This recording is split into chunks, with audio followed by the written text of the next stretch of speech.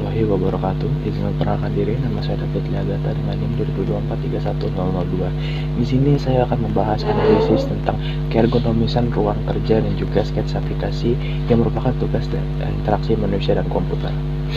Baiklah, kita mulai ke yang pertama.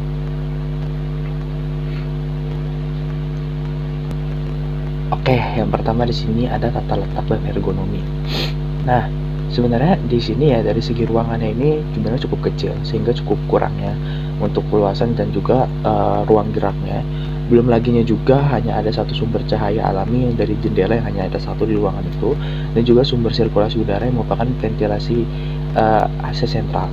Mungkin secara positifnya mungkin meja yang digunakan di sini cukup panjang dan juga kursi-kursinya ini ada ventilasi untuk penyendaran punggungnya, tetapi nggak ada armrest atau tempat untuk naruh tangan, dan juga mejanya ini nggak bisa dinaik turunin sehingga kalau misalkan ketinggian atau kependekan akan sulit untuk bekerja. Oke. Nah, kemudian juga di sini ada pencahayaan dan sirkulasi udara. Seperti yang saya bilang sebelumnya, pencahayaan di sini sangat kurang karena hanya berasal dari 4 lampu yang berasal dari kiri, kanan, atas, dan bawah juga, dan juga sumber cahaya alami cuma dari jendela. Kalau jendela ini juga bisa menjadi sumber ventilasi udara, tetapi di sini posisinya tidak bisa ya. Belum lagi harusnya di sini di tiap stasiun kerja ini ada lampu kerja atau lampu belajar gitu untuk membantu mereka menerangi supaya mata tidak cepat lelah. Mungkin untuk sirkulasi udara karena hanya ada satu AC sentral yang di bagian atas itu di tengah, itu cukup kurang ya sebenarnya karena harusnya ada 2 sumber ventilasi udara. Oke, kita lanjut ke slide selanjutnya yang merupakan rekomendasi. Mungkin kalau secara yang saya analisis sebelumnya dari PDF saya, ini sebenarnya perlu ruangan ataupun meja yang kursi diganti, tapi selain itu juga saya lebih menyarankan untuk ruangan yang lebih besar lagi. Maksudnya seperti apa? Karena di sini ruang geraknya itu sangat kecil, saya menyarankan untuk ruangan yang bisa dimana ruang geraknya ini 90 cm antar kursi, dan juga mejanya bisa dinaik turunkan. Mungkin itu saja sudah cukup. Kemudian untuk dari segi pencahayaan, bisa lah untuk di stasiun kerjanya ini diletakkan lampu-lampu untuk bantu mereka melihat.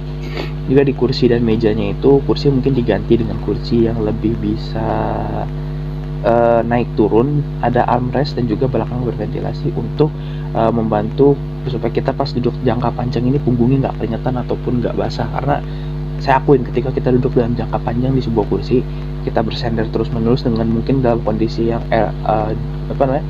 sirkulasi udara yang kurang, itu akan jadi sangat gerah dan punggung kita tuh akan jadi sangat gak nyaman. Dan ini cukup kurang banget ya. Oke, kita lanjut. Fitur aplikasi ya. Di sini ada input data barang. Nah, di sini input data barang ini ada kode nama, stok, harga dasar dengan notifikasi stok otomatis. Di sini juga input data barang ini menggunakan UI klasik, ya, dimana sini ada kode barang, ada nama barang, ada stok, harga dasar, simpan, ubah, reset, batal, dan juga notifikasi di bawahnya. Ini cukup simpel dan to the point sekali, sehingga kita masukkan kode barang atau kode barang, nama barang, maka akan muncul di bawahnya dalam bentuk stok dan juga harga dasarnya. Kita bisa untuk simpan, ubah, atau reset.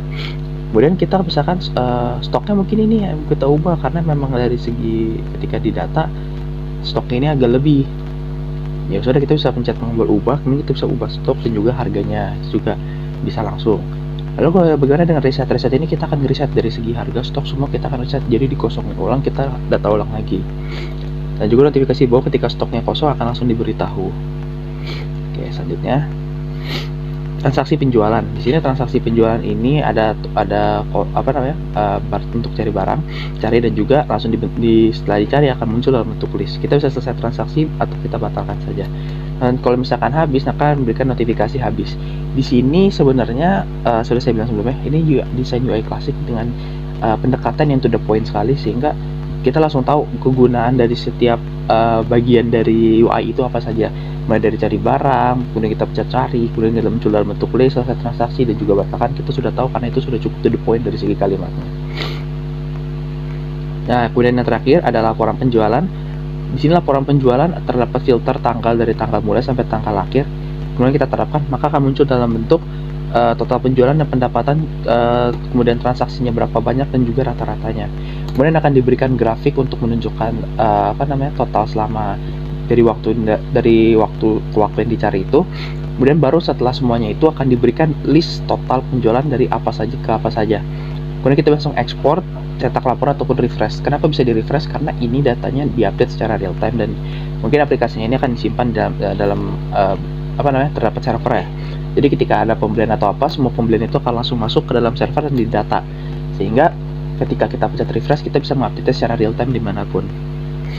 Lalu kenapa menggunakan kayak begini? Karena pertama sederhana dan jelas, kita punya feedback langsung, real time dan juga responsif. Mungkin sekian dari saya. Mohon maaf bila ada kurangnya. Wabillahi taufiq wal hidayah. Wassalamualaikum warahmatullahi wabarakatuh.